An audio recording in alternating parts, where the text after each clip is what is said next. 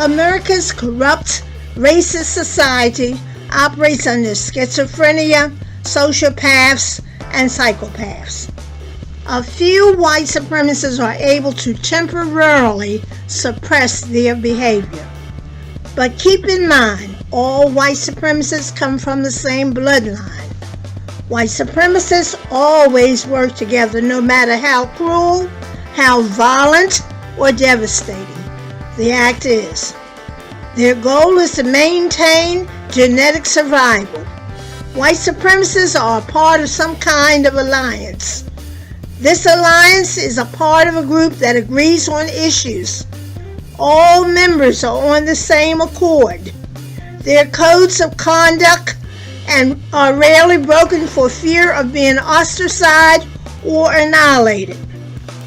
No matter how passive the Caucasian white supremacist appears to be, he and she has no intention on ending racism because of their power and control and the need for genetic survival. Privileged white supremacists do not plan or want to change their racist system in hatred and resentment towards black people. White supremacists live so well off of black Americans. America is white supremacy. White supremacy is racism. Everything America does and say in all areas of life includes racism. The schizophrenia white supremacist slave owners enjoyed sexual deviant behavior. Not only did white men rape African American women and children, but they also started buck breaking, raping African men. Some of these white supremacist animals continue their sadistic behavior today. They participate in bestiality. Some white supremacists actually enjoy having sex with dogs, horses, and other animals. The sociopathic white supremacists are morally corrupted. They practice all forms of demonic acts. Many white supremacists accept homosexuality, bisexuality, and pedophilia as a normal behavior.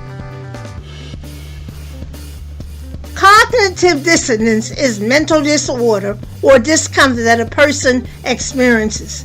It is an act of reducing psychological discomfort by justifying a behavior. Dr. George DeGruy, a renowned psychologist, consultant, and lecturer, thoroughly explains cognitive dissonance in her magnificent lectures. And so the story goes. A few of the fondling fathers who behaved inappropriately in raping the slaves as well as mistreating them felt that slavery was morally wrong, while continuing on owning and mistreating the African slaves as they gained acres of land and wealth. More likely, these fondling fathers were able to justify their heinous acts and violent mistreatments of the African slaves through the use of justification.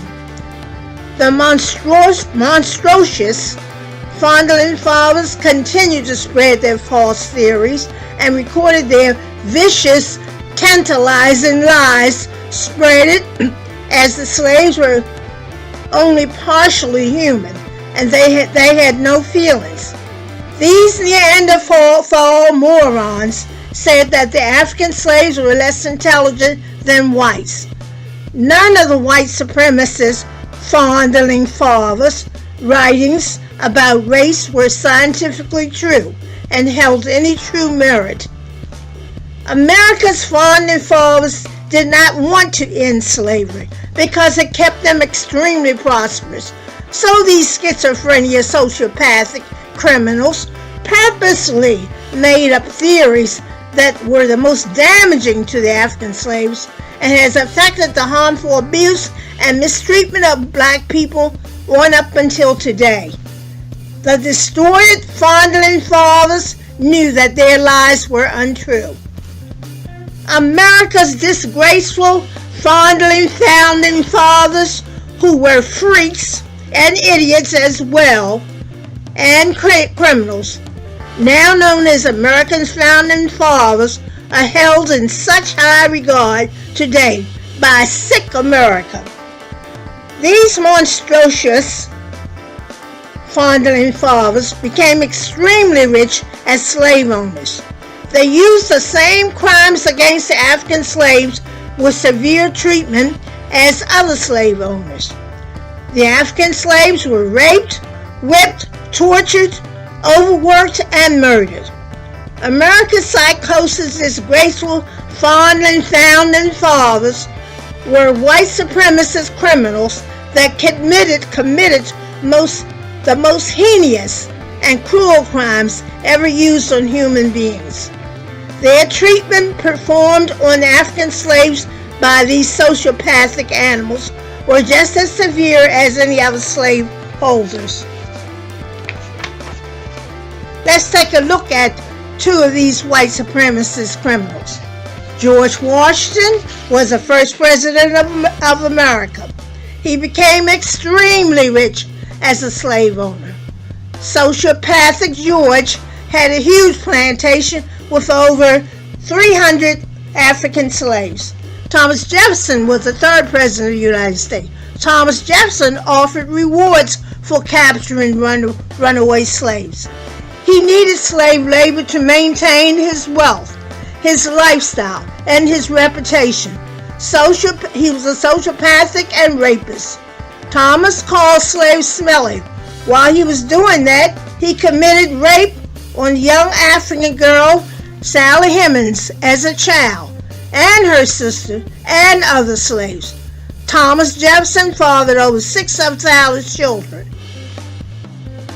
In her book, Post-Traumatic Slave Syndrome, Dr. Joy DeGruy, a widely acclaimed international psychologist, consultant, and lecturer, brilliantly explains how years of mistreatment has emotionally, physically, and psychologically affected the attitudes, thinking, and behavior of Black people. I recommend that you read Post-Traumatic Slave Syndrome by Dr. Joy DeGruy.